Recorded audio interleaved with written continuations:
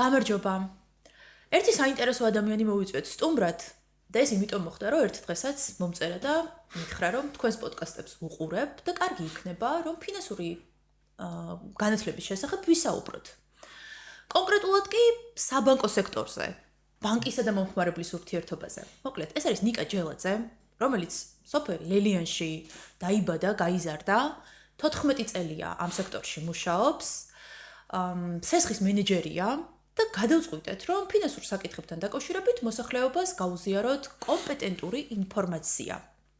და განსაკუთრებით ვისაუბრებთ ძალიან მტკივნეულ საკითხებზე, რაც არის ბანკთან ურთიერთობა, ვისაუბრებთ სესხებზე, სასესხო პროდუქტებზე, ვადაგადაცილებებზე, პროცენტებზე და მგონია, რომ ძალიან საინტერესო პოდკასტი გამოგვივა. ნიკასთან ერთად რამდენიმე ნიშნულოვანი და ესეთი ცენტრალური სტერეოტიპი შევარჩიეთ, რაც ამ სფეროში არის გავრცელებული. მე ძალიან ბევრი კითხვა მექნება ვეჭვობ, იმიტომ რომ ცოტა გაბრაზებული ვარ, შეიძლება ითქვას. და ფიქრობ, რომ ძალიან მნიშვნელოვან ინფორმაციას გაუზიარებთ ადამიანებს. ნიკა, ძალიან დიდი მადლობა ინიციატივისთვის, იმისთვის, რომ თუნდაც ხანდახან გვიყურებ და მიხარია, რომ შენი ცოდნის გაზიარება გადაწყვიტე. და სათემო პოდკასტის მიზანიც ზუსტად ეს არის. გამარჯობა, მოგესალმებით. მიხარია, პირველ რიგში რომ მომეცა საუბარი თქვენთან ვისაუბრო. ესეთ საკითხებზე მით უმეტეს, რაც ძალიან მნიშვნელოვანია, ვფიქრობ ჩვენს დროში და საკმაოდ მოსახლეობის ფართო ფენა, თითქმის ყველა ჩართულია და ყველა შეეხება ის საკითხები, რაზეც ვისაუბრებთ ყველა ფენას, თბილისშიც, სოფელშიც და ყველა საქმიანობით დაკავებულ, ასე ვთქვათ. ოღონდ უნდა დავკვირდე, რომ ისაუბრებ ძალიან გასაგებად. რა თქმა უნდა. აი, უბრალო ადამიანები რო გაიგებენ, რომლებიც ამ ტერმინებში შეიძლება ვერ ერკვევიან და მათ შორის პრინციპში მეც ვარ, იმიტომ რომ ბევრი არაფერი არ ვიცი, მართლა. და რაღაცნაირად აი აქვე დავტესტოთ, მოკლედ ეგ ამბავი რა, იმიტომ რომ ხშირად ჩემი იდეაც ეგ იყო, რომ სწორი ინფორმაცია მივაწოდოთ ყველა ეტაპზე, სესხებთან დაკავშირებით, ფინანსებთან დაკავშირებით და ვფიქრობ რაღაცაში დაეხმარება ჩვენი საუბარი და უკეთესი გახდება მოსახლეობისთვის ეს სფერო და სესხებით სარგებლობა ასე. მოკლედ ბევრი ნეგატიური მდგომარეობა ადამიანს შექმნია ამ უცოდინრობიდან გამომდინარე, ამ გაურკვევლობიდან გამომდინარე და ძალიან რთულია ხოლმე მოკლედ ამაში გარკვევა რა და მოდი ხა აღარ ჩაუღრმავდეთ საკითხებს, იმიტომ რომ საკმაოდ მნიშვნელოვანი სტერეოტიპები მოვამზადეთ და იქ იმ პროცესში დაგისვამ კითხვას, მოდი ამოიღე პირდაპირ. გააჟღერე ხმამაღლა. ხო. ნუ აქ წერია ბანკში ყველა გატყუებს ეს თემა. ხო, ეგ შთაბეჭდილება მრჩება ხოლმე. იცი, მეც დამრჩენია ეგ შთაბეჭდილება. ან შეიძლება იმიტომ რომ უბრალოდ არ მესმის რა ხდება. როცა მელაპარაკება სესხის ოფიცერი, ესე ქვია ხო, ვინც მომხმარებელთან საუბრობს. მოკლედ, ისეთია რა, ადამიანებს ამ ქვეყანაშიც აქვთ ამის განცდა, რომ ბანკი გატყუებს და ბანკში ყველა გატყუებს და ყველა არის იმაზე ორიენტირებული, როგორ დაგითანხმოს იმაზე, რომ სესხი გააკეთო. და თან ცოტა გაურკვევლობაშიც იყო რა. ხო, სენდროში რა ხდება? შენ შიგნით ხარ უამრავი სახის მომხმარებელთან მოგიწია ურთიერთობა? არის თუ არა ეგრე? ხო, არაფერი ისე არ ჩდება, ეს სტერეოტიპი და ეს თემაც რა თქმა უნდა ამას აქვს საფუძვლები, რომ გაჩნდა და ესე გავრცელდა და დამკვიდრდა, მაგრამ პირველი ალბათ მიზეზი რის გამოც შეიძლება რაღაცის გამო მოვტყუდეთ არა მარტო ბანკში, ასევე ზოგადად სხვა სფეროებშიც, არის რომ რაღაც არ ვიცით, გვაქვს ინფორმაციის ნაკლებობა, ან არ ვცდილობთ რაღაცაში დამატებით დავაზუსტოთ, გადავამოწმოთ, არ ვცდილობთ რაღაცაზე ინფორმაციის მიღებას და მოძიებას. პირველ რიგში ალბათ ყველას ვერ მოვთხოვთ, რა თქმა უნდა, იცოდეს ბანკის პროცენტები, სესხების პირობები და ასე შემდეგ. უბრალოდ ელემენტარული ის ნაბიჯები, რაც არის გასავლელი, რომ სესხით ვისარგებლოთ, იმიტომ რომ სესხი არის ჩვეულებრივი ეტაპი, რომელიც იგეგმება, მე რაღაც ქმედებებს ვახორციელებთ და საბოლოო ჯამში ვიღებთ საკმაოდ სოლიდურ და ისეთ ფინანსურ ვალდებულებას, რომელიც ბევრ რამეს განსაზღვრავს ჩვენს ცხოვრებაში, ხო? ზედმეტად აღებული ვალდებულება იწვევს ბევრ პრობლემას სწორად დაგეგმილი და განხორციელებული ფინანსები, რა თქმა უნდა, ჩვენ კეთილდღეობაზე აისახება და უფრო ვითარდებით და ძლიერდებით ეკონომიკურად და ფინანსურად. ამიტომ ინფორმაცია, რა თქმა უნდა, მნიშვნელოვანია. დღეს ჩვენ ცხოვრობთ იმ სამყაროში, სადაც ინტერნეტია და ასე ვთქვათ, ცნობადობა ადვილად ვრცელდება, ინფორმაცია ადვილად ვრცელდება, რომ შევადაროთ მაგალითისთვის პირობითად ავიღოთ 10 წლის წინანდელი ინფორმაცია მოსახლეობაში რა ცოდნის დონე არსებობდა სესხებსთან და ბანკებთან დაკავშირებით, რა თქმა უნდა, ეს ყველაფერი არის გაუმჯობესებული, მოსახლეობა მეტად არის გარკვეული უკვე საბანკო ოპერაციებში, ფინანსებში, მაგრამ ამან ბევრი უარყოფითი მხარეებიც მოიტანა დადებითთან ერთად, იმიტომ რომ რაღაც ბევრმა ამით ცუდად ისარგებლა და რაღაც გაჩნდა ხრელები, რომელიც მერე ბანკისთვისაც დამაზიანებელია და ეს საბოლოო ჯამში ისე მოსახლეობას უბრუნდება უარყოფითად, იმიტომ რომ პირველ რიგში ყველა უნდა გავიაზროთ, რომ ბანკი არ არის საქველმოქმედო ორგანიზაცია ან მთავრობის ორგანიზაცია, რომელიც ვალდებულია ჩვენ დაგვაფინანსოს, ჯარიმა გვაპატიოს, რაღაც სესხი გვაჩუქოს, ფული გვაჩუქოს და ასე შემდეგ.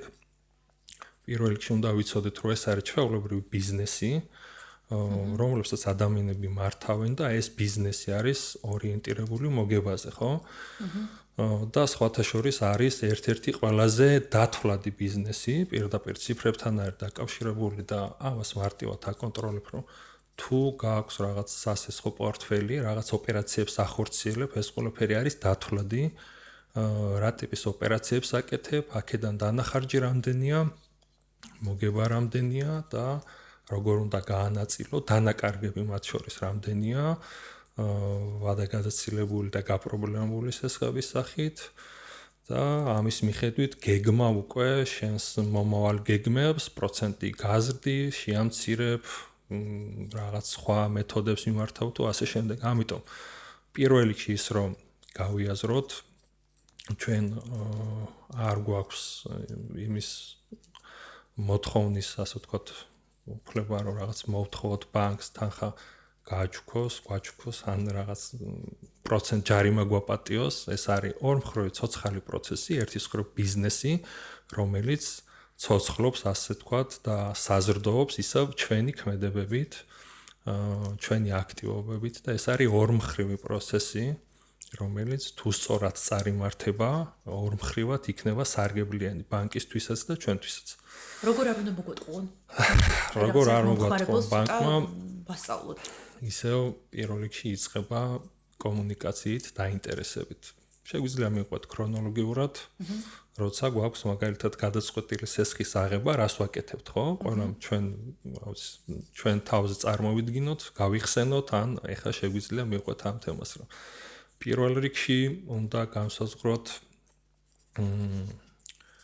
თანხა რისთვის გჭირდება, ან რამდენი გჭირდება, როდესაც გადაწყვეტილი გვაქვს, რომ მივმართოთ ფინანსურ ორგანიზაციას, თავიდან შეიძლება ითქვას, რომ ხა ბანკი არ არის მარტო სესხის გასესხება, ფულის გასესხება, ბევრ სხვა ოპერაციებსაც მოიცავს და მოდი, ერთ-ერთი მაგალითისთვის სესხებზე ვისაუბროთ, იმიტომ რომ უფრო ხშირი და აქტუალური პროდუქტია და უფრო პრობლემურია მოსახლეობისთვის და როდესაც გეგმავთ სესხის აღებას, მთელი რიგი პროცესებია, რომელიც უმჯობესია რომ გავიაროთ დეტალურად, გააზრებულად და საბოლოო ჯამში რომ არ გამოვიდეთ მოტყუებულები.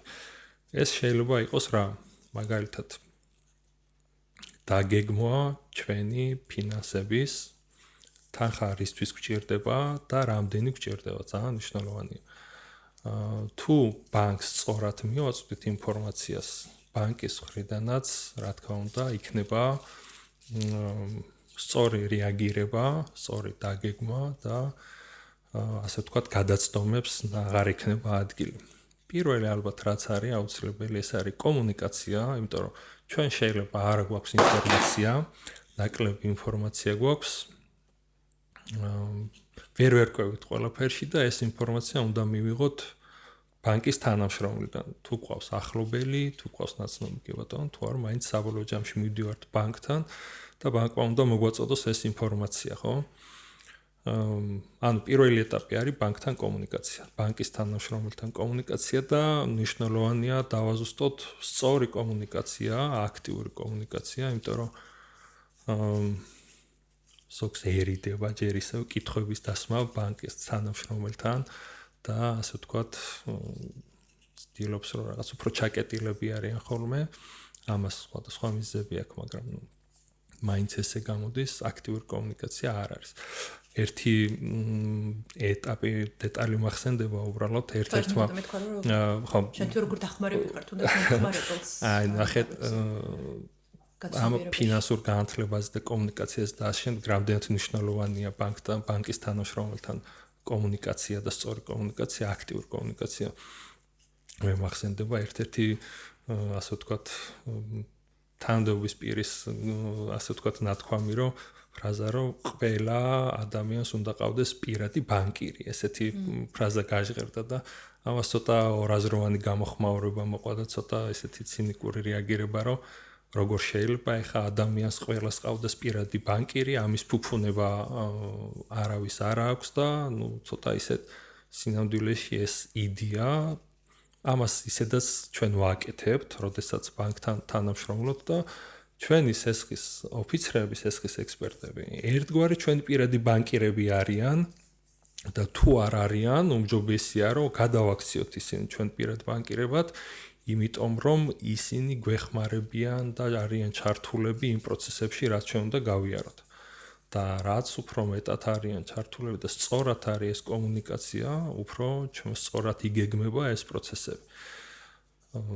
ექსპერტებთან მუდმივი კომუნიკაცია სწორად მიწოდება იმ ჩვენი მიზნების, ჩვენი გეგმების, მაგალითად, თანხა რისთვის გჭირდება, რამდენი გჭირდება, იმიტომ რომ შეგვიძლია ვთქვათ, რომ მაგალითად სესხი შეიძლება მჭირდებოდეს აგროსაქმიანობისთვის, შეიძლება მჭირდებოდეს სამხმარებლო საქმიანობისთვის და სესხის ექსპერტმა ჩვენთან კომუნიკაციით სწორად უნდა განსაზღვროს, რა პროდუქტი შემოგთავაზოს, რომ მაქსიმალურად მორგებული იყოს ჩვენს პირობებს და სწორად იყოს მორგებული, რომ ჩვენ რა თქმა უნდა აქედან არ დავზარდოთ. მაგალითისთვის ახლა შეიძლება მე მჭირდება სესხი პირობითად ფერმის ასაშენებლად და არ უნდა მივიდე პირობითად სახელმფასო სესხზე, სამომხმარებლო სესხზე, რომლის პირობებიც განსხვავდება. შეგვიძლია ეს პროდუქტები ცალკე, ასე ვთქვათ, ჩავშალოთ და ვისაუბროთ პროდუქტების უპირატესობებზე და ასე ვთქვათ, ხარეებზე, მაგრამ მარტივი მაგალითი იმის, რომ შემიძლია მაგალითად ფერმისთვის სესხი ავიღო ბევრად უფრო შეღავათიან პირობებში, თანადაფინანსებით მათ შორის და ბევრად უფრო სარგებლიანი პირობით, ვიდრე მაგალითად სახელმფასო სესხი, რომლის პირობებიც განსხვავდება. ან თუ მე ამას ინფორმაციას სწორად ვაწვდი და სესხის ექსპერტს და ოფიცერს, რა თქმა უნდა, ის მეხმარება ამ პროდუქტების შერჩევაში. საბოლოო ჯამში შეგვიძლია ვთქვათ, რომ არიან კატეგორია ადამიანების, ვინც ასე ვთქვათ, ბანკს და სესხის ექსპერტებს თანამშრომლებს ლანძღავენ და არიან ადამიანები, ვინც აქტიურად თანამშრომლობენ ბანკის თანამშრომელთან კომუნიკაციაში არიან და საბოლოო ჯამში ეს ვის ეხმარება, ვის აზარალებს, ხო? ისევ მომხმარებელს აზარალებს, იმიტომ რომ ვინც მოგმართავს მუდმივი კითხვებით და აინტერესებს, რაიმე სიახლე ხომ არ არის, ახალი პროდუქტები ხომ არ არის, რაიმე შეღავათები ხო არ არის, რა თქმა უნდა, ის ადამიანი უფრო მეტად ინფორმირებულია და მეტ სარგებელს იღებს, ვიდრე ის ადამიანი, რომელიც მუდმივად რაღაც ნეგატიური დამოკიდებულება აქვს ბანკის თანამშრომლის მიმართ და რაღაც ჩვენც რა თქმა უნდა ბანკის თანამშრომლებს აღარ გვიჩდება ასეთ ადამიანთან კონდეს კარგი კომუნიკაცია.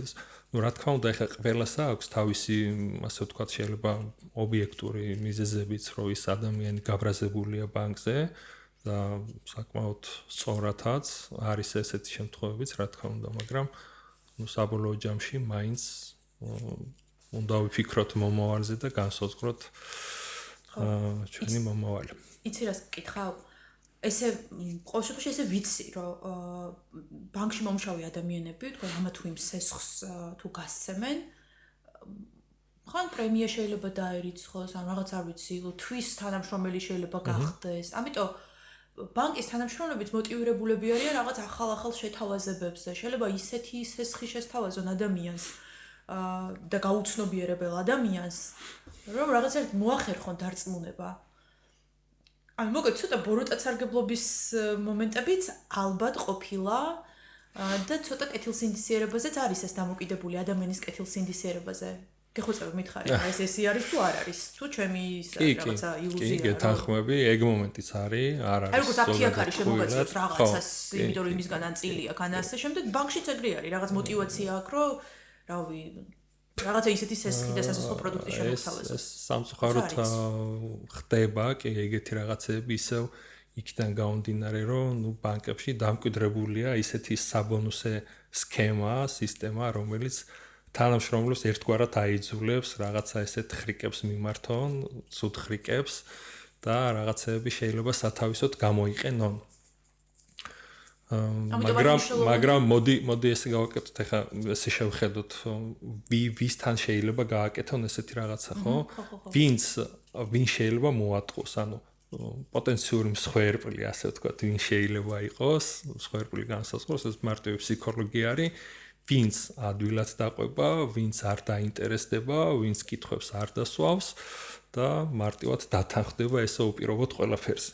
ანუ ყველასთან რა თქმა უნდა იმათაც არ გამოსდით და ეს პოტენციური მსხვერპლიც ასე ვთქვათ.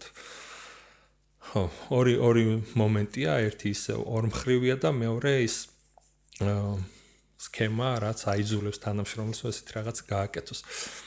რა თქმა უნდა, კარგად მოусმით თან, ხო? კი, რა თქმა უნდა. მეორე მხრივ ეხა აქ რომ არის, რა თქმა უნდა, კომპეტენციის თემაც არის, თანამშრომლის კომპეტენციის თემაც არის. ხა ყველას ერთნაირად ვერ მოთხოვ და ვერც ენდობი და ვერც მიიღებ ამონწურავ და სწორ ინფორმაციას. უბრალოდ თუ ჩვენ ისევ შევატყობთ, რომ ეს ადამიანი რაღაცა ვერ აკეთებს რაღაც ისე, როგორც ჩვენ გვინდა, ან არ გვაქვს დაუყოფილებლების, ასე ვთქვათ, კითხვები, ვერ მივიღეთ სწორი პასუხები, მარტივად შეგვიძლია სხვა თანამშრომელთან მოვითხოვოთ კომუნიკაცია, საქმიანი ურთიერთობა სხვა თანამშრომელთან დავიჭიროთ და ესე უფრო ვიყოთ დაზღვეულები, ასე ვთქვათ, თორე რა თქმა უნდა, ბანკის მხრიდანაც აქვს გადაცნობის ადგილი, ესე მარტივად და ერთნიშნულოვნად არ შეიძლება ყველაფერი მოსახლეობის მხარეს გადავიტანოთ. ბანკის მხრიდან ამისი მიზეზები, როგორც თქვით, არის, რომ გაზრდილი გეგმები, გაზრდილი მოთხოვნები თანამშრომლების მიმართ, საბონუსო სისტემა და ანაზღაურების სქემა, რაც არის, რომ აიძულებს თანამშრომლებს რაღაც მეთოდებს მიმართონ. ნუ ბუნებრივი პროცესია, ლოგიკური პროცესია, უბრალოდ ჩვენ რამდენად, ასე ვთქვათ, შეიძლება ჩავყვეთ ან არ ჩავყვეთ ესეთ პროცესებში. საბოლოო ჯამში მაინც ორმაგი პასუხისმგებლობა არის თანამშრომლისაც და მომხმარებლისას, ასე ვთქვათ. კითხვების დასმა. ესე იგი, რაც შეიძლება მეტი კითხვა დავსვათ. სხვათა შორის კითხვების დასმა და აქვე აუცილებლად აი რატო ხდება ხომ ანუ უფრო როგორი ტიპის ადამიანები, ასე ვთქვათ, ებმებიან ესეთ მახეში, რო ვთქვათ, ბჭყალებში, ხო? ვინც სესხის აღების და დაგეგმის პროცესში, მოდი ასე ვთქვათ, რაღაც ვერ აქვს წესრიგში. თვითონაც იტყუება, არ აქვს წესრიგში ყველაფერი და ყველაფერზე არის თანახმა, ოღონდ სესხი გაუკეთდეს. მაგალითად, არასწორ ინფორმაციას აწვდის, არასწორ შემოსავლებს აწვდის და იცის, რომ თუ დამატებით ჩაეძიება, დამატებით კითხვებს დასვავს, შეიძლება იქიდანაც წამოვიდეს რაღაც ზედმეტი ჩაძიება, რაღაც და ან პირდაპირ თავიდან ეს ყველაფერი გაცხადებულია და ორივე მხარე მიცის, რომ ესეთი პრობლემა აქვს ადამიანს და მოდი მე თუ გეხმარები მაგალითად ამ საკითხების მოგვარებაში და სესხს მაინც გაძლევა ან რაღაც სხვა საკითხები მე რასაც გთავაზობ იმ პირობებზე უპირობოდ მეთანხმები. ამ დროს საბოლოო ჯამში ისევ მომხმარებელი რჩება ზოგჯერ დაზარალებული და ბჭყალებში მოტყუებული, იმიტომ რომ უკვე ყველაფერზე იძულებულია, ყველაფერზე იყოს თანახმა და გაყვეს ბოლომდე თანამშრომელს. ანუ შენ ამბობ, რომ გულწრფელობა არის ძალიან მნიშვნელოვანი თანამედროვე დროს, ხო? კი, რა თქმა უნდა. კითხვების დასმა, მოსმენა და პირადი ბანკირის ყოლა ძალიან კაია. იცი რა არის ხა? ამ შემთხვევაში აი თქვათ ან ფინანსურ საკითხებში გარკვეული ადამიანთან რაღაცა კონსულტაცია კომპეტენტურ და მე ადამიანთან. მისვლა თუნდაც რაღაც აი ნახეთ, ბანკში და ეგეც არის. მესმის რომ ყველაფერზე ვერ ისაუბრებ და ყველა მაინც ფრთხილობს ბანკის თანამშრომელთან, მაინც ოფიციალური პირია და ეს შეიძლება ყველაფერს გახსნილით ვერ იყო, რთულია კი დააჯერო, იმიტომ რომ შენც არ ხარ დარწმუნებული რომ ხა ის ადამიანი ყველაფერი უთხარი ჩემი პრობლემები და ის მაინც ხო, კაი რა ხარ გულწრფელად მითხარი ყველაფერი, მოდი მე შენ დაგაფინანსო. ნუ ესეთი რაღაც შეიძლება ხა დღეს ჩვენს გარშემო საკმაოდ ბევრი არიან ისეთი ადამიანები, ვინც ერკვევა ესეთ საკითხებში, თუნდაც მაგალითად ხა რაიონში, ყველა სოფელში არის მე მგონი ექსპერტი, წარმომადგენელი, ვინც ერკვევა ესეთ საკითხებში და მარტივი კომუნიკაცია სანამ თუნდაც იმ ბანკში მივალთ პირველ რიგში, გავიაროთ რაღაც კონსულტაციები და რაღაც ახლობლისგან არაფორმალურ ნაწილად, ასე ვთქვათ, სიტუაციაში და ვითარებაში, არაოფიციალურ გარემოში გავიაროთ ეს საკითხები და მერე გადავწყვიტოთ როგორ მივაწოდოთ და რა მივაწოდოთ. აი ზუსტად ეს არის, ხო, რომ პირადი ბანკირი, ასე ვთქვათ, ყავდეს ვიღაც ისეთი ერთი, ასე ვთქვათ, კარგი თანამშრომელი მყავდა, გამოცდილი და მასწავლებელიც იყო და ესეთი გამოთქმა ჰქონდა, რომ ცხოვრებაში ადამიანსო უნდა ყავდესო სამი მეგობარიო, ერთი ფინანსისტი, ერთი ექიმი და მეორე იურისტი, იმიტომ რომ ცხოვრებაში ეს სამი პროფესია არის, რომელიც ძალიან გვადგება და ძალიან მნიშვნელოვანია. ამიტომ ყველა ბანკს ყავს წარმომადგენელი? ესე მაგათ რა ქვიათ, ვინც თემში დადის ხოლმე? კონსულებიც არიან, ასე ვთქვათ, ზოგ ბანკს სოფლის კონსული ყავს არა, უფრო არა მაგალითად მე რაზე ვსაუბრობ, იცი რომ ბანკში მომუშავე თანამშრომელი თითქმის ყველა სოფლიდან არიან, ხო? ხო, მაგას ჩვენ სოფლიდან ვიზიოთ ეს ადამიანი, ვინც იქნებ ჩვენს თემში მუშაობს. ვინც ბანკში მუშაობს, ვინც მაგალითად შეიძლება უბრალოდ ცხოვრობს, ჩვენი სოფლელია, ჩვენი უბნელია, ჩვენი თანამშრომელია და ძალიან მარტივი, ახლა მეც აქ ცხოვრობდი და ბევრი ადამიანი გარდა იმისა, რომ მირეკავდა, პირადად მოდიოდა, მაჩერებდა და მეკითხებოდა, როგორ გავაკეთო, რა გავაკეთო, ან პირობითად კონსულტანტ ინფორმაციის თვალსაზრისით, რომ აბა წელს რა ხდება, რამე ხო არ არის ახალი დაფინანსებები ხო არ არის, რამე ახალი პროექტი ხო არ დაიწყო, პროგრამა ხო არ დაიწყო და მოდივით ინფორმაციას იღებდნენ. ესეთი რაღაცა თანამშრომლები ყველა სოფელში მე მგონი ყველა უბანში, ყველა სანათესავში არიან, ვისთანაც შეიძლება ამ თემაზე ვისაუბროთ. ხო, ნაცნობი მაინც რაღაცა სანდოა უფრო რა. კი. თუნდაც მაგ ინფორმაციის გაზიარებაში და ნაცნობთანაც უფრო ადვილი არის, რომ შენი საჭიროებები გააჟღერო. კი. ხო, ეგ საინტერესო რჩევა მოკლედ და ნუ კითხვების დასმა აუცილებელია საკითხში გარკვევა თუ გვინდა. ანუ არ უნდა მოგვერიდოს მოკლედ, რომ თუნდაც რაღაც არ ვიცით. ხა მე როცა მქონია ხოლმე, იშვიათად, მაგრამ როცა მქონია ურთიერთობა, მე ვიცი რომ აი ვერ ვიგებ ეგრე ადვილად რა, ამიტომ ვთხოვ ხოლმე ადამიანურ ენაზე გამარკვიოს. და ხო, მაგას ყოველთვის მოკლედ მაგ დამოკიდებულებას ყოველთვის წარმატება მოვიტანე ჩემთვის, იმიტომ რომ სიღრმისეულად გამიაზრებია რასთან მაქვს საქმე. ამა თუ იმ სასესხო პროდუქციას საუბრისას. რამის დამატება ხო არ გინდა ამ თემასთან დაკავშირებით და ხო, ან ეს ცოტა შესავალი ეტაპი იყო მაინც და შეგვიძლია უშუალოდ ბანკთან ნახეთ, ეხა უკვე როცა დავგეგმეთ, რაღაც მივედით და ბანკში ვართ და გვაქვს აუარება ფურცლები, ხელშეკრულებები, უკვე რაღაც მივედით იმ ეტაპზე და არ ვიცით რა გავაკეთოთ, იმიტომ რომ ყველაფერს ვერ წაიკითხავ ხელშეკრულებას და პირობებს ყველაფერს ვერ გაეცნობ, მაგრამ მაინც არის რაღაცა ისეთი საკითხები, რომელიც აუცილებლად უნდა დავსვათ კითხვები. და რა შეიძლება იყოს ეს, ხო?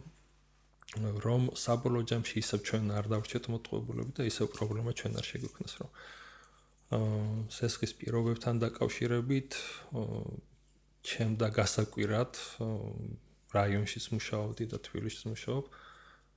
სადაც უფრო ასე ვთქვათ, მოსახლეობა შეიძლება მეტად არის ინფორმირებული ამ საკითხში, თბილისში ნაკლები კითხვა ჩდებოდა სესხის პროცენტებთან დაკავშირებით, პირობებთან დაკავშირებით. ფაქტიურად არავინ არ კითხულობდა, ვიდრე რაიონში აქ უფრო ხალხს კითხვები ქონდა, რომ რამდენ პროცენტში მაქვს და როგორი პირობებით არის. ესე რომ კაი თემა შეგახვედრე რა. მინდა რომ ეს ეგრევე მოგცე. ხო, და გადავიდეთ ზუსტად მაგ პროცენტებზე, სასესხო პროდუქტებზე. ველაპარაკე. რავაბა, გაჟღერეთ ხოლმე მახინად. ხო, აქ საკმაოდ ისეთია. ბანკები ხალხს ძარცვავენ. ბანკები ხალხს ძარცვავენ. ეგ იქნება ჩვენი პოსტერის კოპი. მაგას დავაწერთ. ბანკები ხალხს ძარცვავენ საქართველოში. მაღალი პროცენტები. რაღაცა კაბალური პირობები. სისასტიკე სრული. და ამ ქვეყანაში ძალიან ბევრ ადამიანს აქვს პრობლემები ბანკთან. ალბათ, არ ვიცი, ოჯახების 80%-ს გვაქვს სესხები. ეს სესხი რომ უნდა გეხმარებოდეს ცხოვრების ხარისხის გაუმჯობესებაში, ამ საშინელი პროცენტების, მაღალი პროცენტების შედეგად აღმოჩნდება, რომ პირიქით. აი რაღაც, არ ვიცი, რაღაც სისულელეში ვერ ხვევით მე რა და თვითონაც ვერ ხვდებით. ხო, სწორი გადასვლა იყო თემიდან, უკვე მივედით იმ პირობებზე და ასე ვთქვათ. ხო, ახლა პირობებზე ვილაპარაკოთ. ნახე, როცა გაძარცვა, არ ვიცი ხა როგორი გაძარცვა არის, ხო, მაღალი პროცენტებია და ასე ვთქვათ, აი რაღაც ჭერისაკენ. ნახე, მინიმალური ესე დადგენილი ვერ არის, მაგრამ მაქსიმალური დადგენილია, მაქსიმალური სხვარი. და ეფექტური პროცენტი არ უნდა გაცდეს 50%-ს. ეროვნული ბანკის რეგულაცია არის და ეს ყველა ფინანსური ორგანიზაცია ამას ექვემდებარება. იყო დრო, როცა ქონდა 200 და 400%-იანი სესხები, ეგრეთ წოდებული სწრაფი სესხები რო იყო. ქონდა ესეთი პირობების, ნუ მე დაწესდა რეგულაცია და ზუსტად ამან გამოიწვია ის, რომ ეს სწრაფი სესხის კომპანიები გაქრნენ ბაზრიდან, იმიტომ რომ ძალიან ბევრი იყვნენ და დღეს ფაქტიურად არავინ აღარ არის კი შემორჩენილი ამან.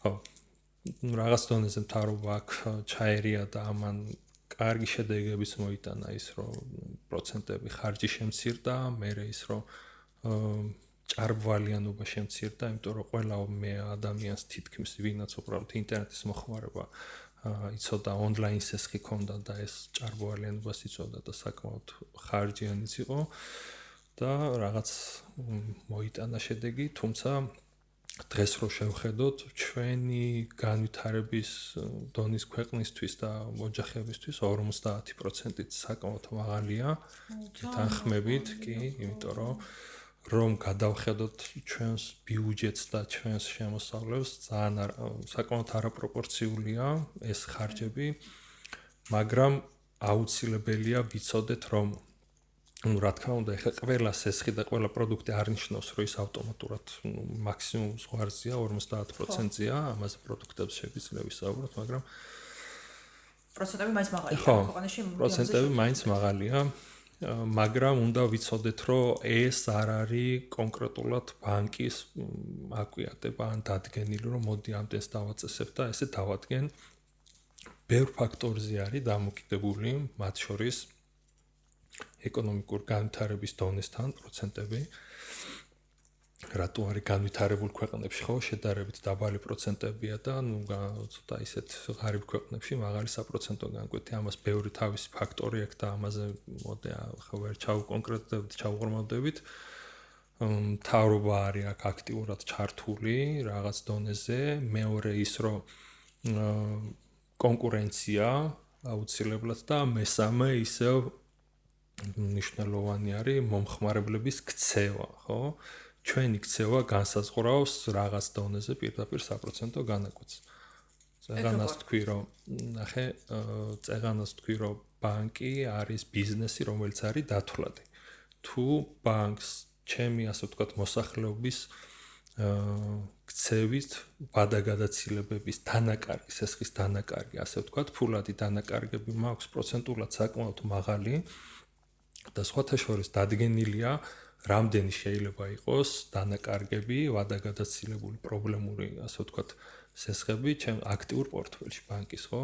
პირობით თავიღოთ 5%-მდე ნორმალურია, რომ მაგალითად მე თუ მაქვს 100 ლარი გასესხებული თლიანი ჩემი სასხო პორტფელი 5 ლარზე მეტი თუ ვადაგადაცილებაში მყავს, უკვე პრობლემა თითვლება და ეროვნული ბანკი აქაც რაღაც დონეზე ერევა, რომ 5%-ს არ გადაცდეს ბანკების ვადაგადაცილებული პორტფელი და ამისთვის მთელი ღონისძიებები აქვს. ხო, ჩვენი ქცევა რა არის? ანუ რაც მეტია ვადაგადაცილებული, ასე ვთქვათ, სესხები და ისტორია გვაქვს ცუდი. ხო, ასე ვთქვათ, ვარღვევთ სესხის გადახდებს. ბანკი იძულებულია ეს დააბალანსოს, ხო? და დააკომპენსიროს იმით, რომ მაგალითად მე თუ გავეცი 1 მილიონი ლარი და იქიდან დანაკარგი მაქვს პირობითად 100,000, ის დანაკარგი უნდა დავაკომპენსირო რის ხარჯზე, ხო, იმას არავინ არ ავაჩუქებს, უნდა პროცენტი უნდა დავაწესო ისეთი, რომ იქ გათვლილი იყოს, ხო, რა თქმა უნდა, კი. და ეს პრინციპში თავიდან არის ხოლმე გათვლილი, რომ მაგალითად თუ დავაწესებ 40 ან 20%-იან ზღვარს, აქ გათვლილია ჩემი ხარჯები, გათვლილია ჩემი შესაძლო დანაკარგები, ანუ მიახლოებით არის ესეც ბაზრიდან გამომდინარე, შესაძლო დანაკარგები რამდენი შეიძლება მქონდეს, იქ გადასახადები ასე შემდეგ და მე დაახლოებით რა მოგებაზე შეიძლება გავიდე ამ ჩემი დადგენილი 20%-დან.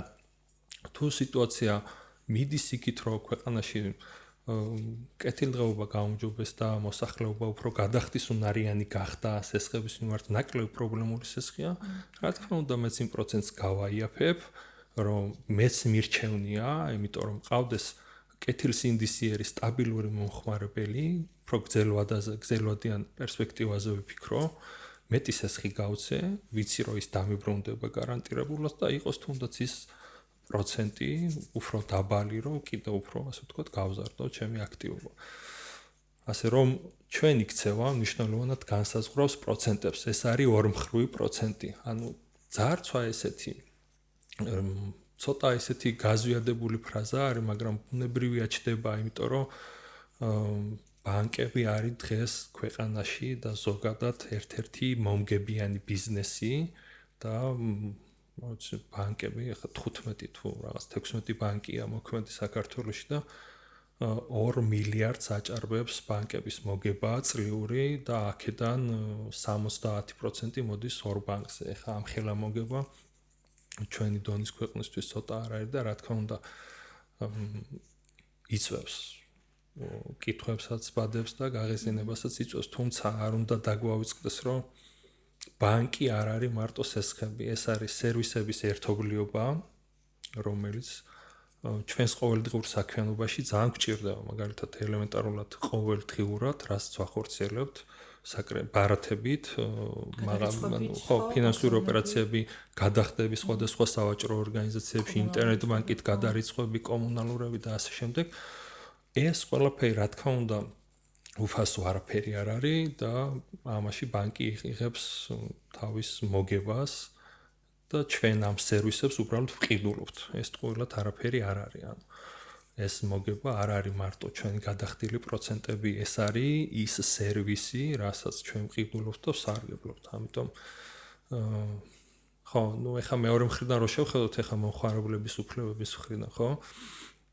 გაძარცულად რომ არ აღმოჩნდეთ, ასე ვთქვათ, და რომ არ ვიგზნოს თავი და ამ სიტუაციაში რომ არ აღმოჩნდეთ, მნიშვნელოვანია ყველა ეტაპზე ვიყოთ, ასე ვთქვათ, თავიდანვე ჩართული. ანუ ხელს როცა ვაწერთ სესხის პირობებს, ანუ თქვი ძალიან ბევრი არ ინტერესდება რა პირობებზე აწერს ხელს. ამიტომ მნიშვნელოვანია თავიდანვე დავადგინოთ პირობები. ამას სხვადასხვა სულ რამდენიმე შეიძლება იყოს, ახლა მთლიან ხელშეკრულებას ვერ წავიკითხავთ და საკმაოდ ბევრია ახლა. არც არავინ წაგვიკითხავს და ნუ არ არის სავალდებულო, მაგრამ პირველი ყველაზე მთავარი რაც არის, ხო?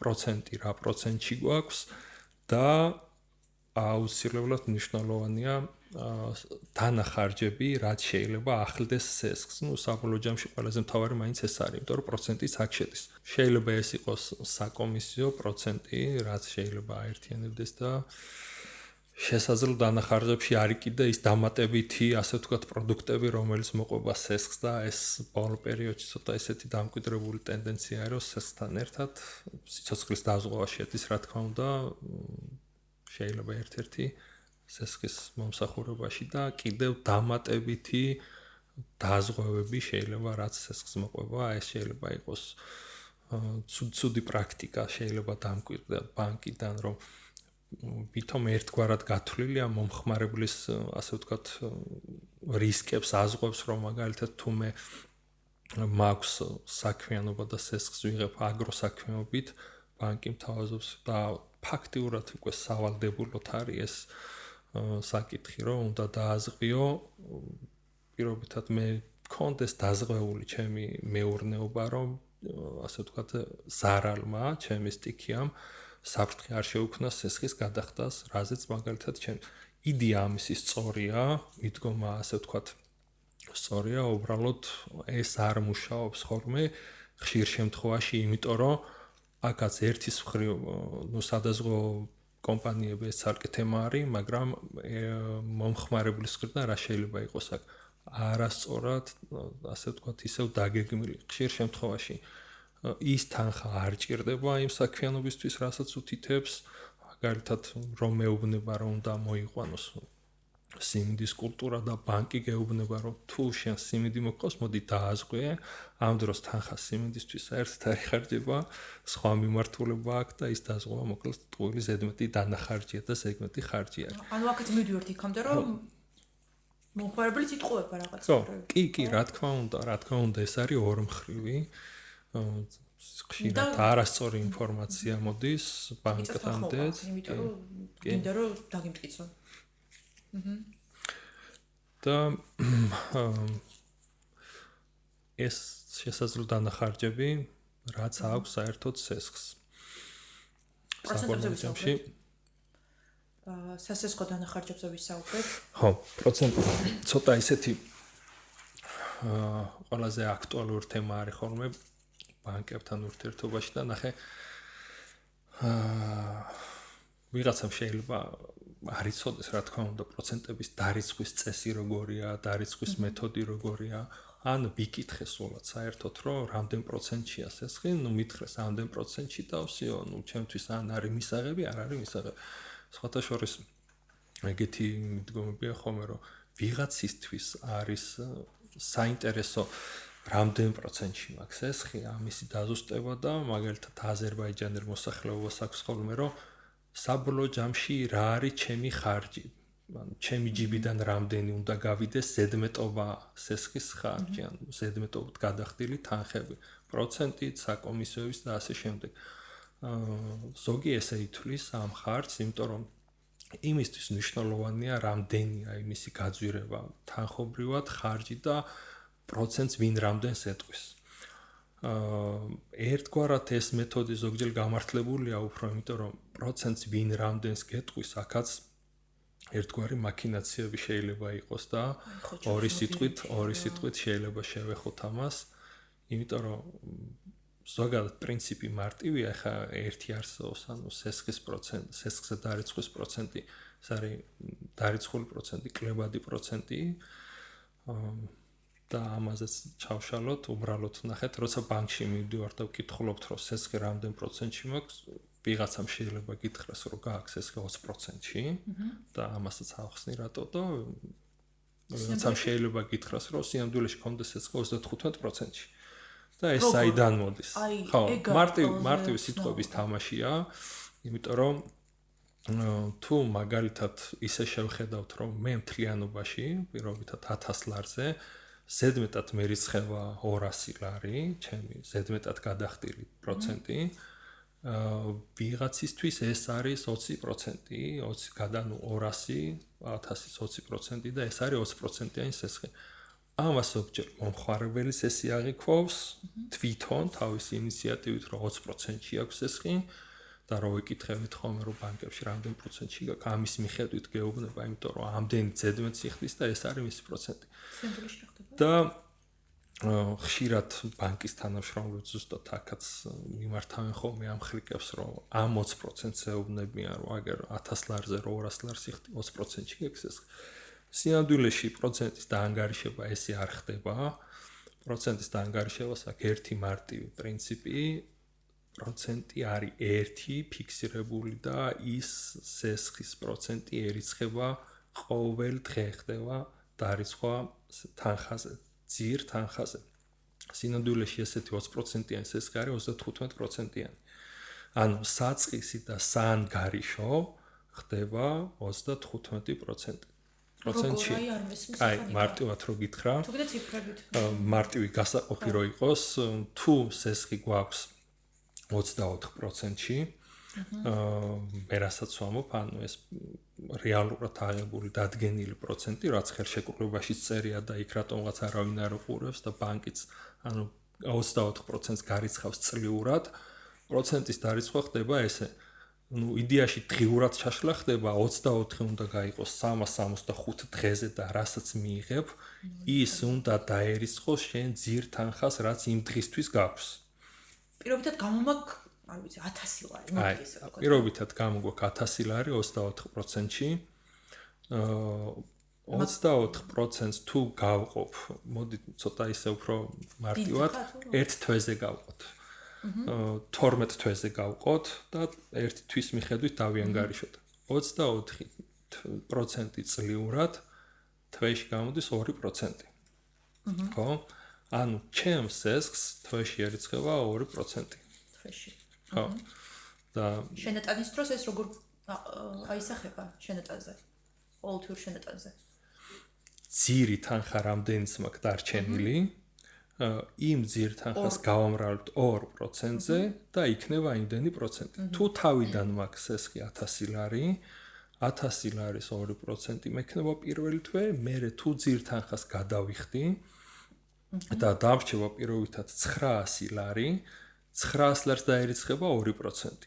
თუ ძირ თანხას კიდე შემომცირებ, დამრჩება პირობითად 500 ლარი, 500 ლარს დაერიცხება 2%.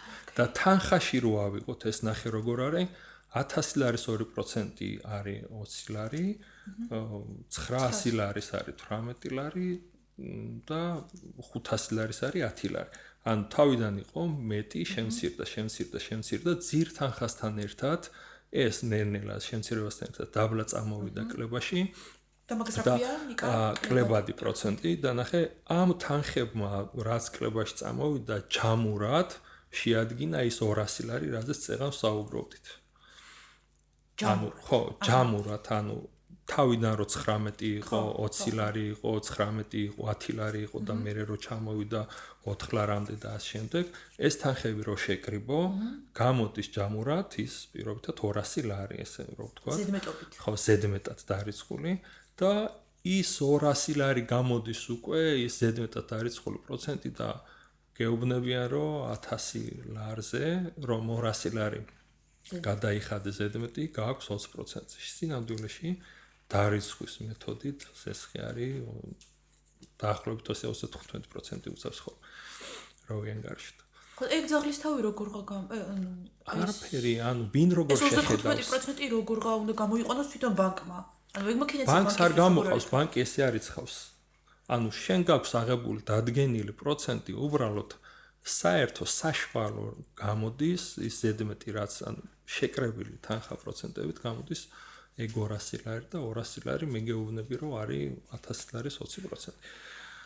ასე გეუბნება ბანკი და სინამდვილეში არის შეიძლება იყოს 35%. ამიტომ ვამბობ რომ სესხი უნდა ვიანგარიშოთ არა პროცენტის ზედმეტად გადახდილი თანხით, არამედ რაც დაგვიწესა ბანკმა, რა გვიწერია ხელშეკრულებაში და ნუ აქ ცოტა კიდე კლებადი და ანუ ორი ტიპის პროცენტი ახლა რაც ხელშეკრულებაში მიწერია ეგრეთ წოდებული 24% თუ მიწერია ეფექტური განსხვავდება ამისგან ეფექტური ცოტა მეტია და ეფექტურიც რომ ვთქვათ ორი სიტყვით რას ნიშნავს ეს არის რომ ეფექტური არ არის რეალურად ჩემი დანახარჯი ეფექტური არის შესაძლო ხარჯი რაც შეიძლება სესხს დაერიცხოს ყველა ის ხარჯი, რაც ეს შეიძლება დაერიცხოს წარმოშობიდან დასრულებამდე ეს შეიძლება იყოს სხვადასხვა შესაძლო ხარჯი.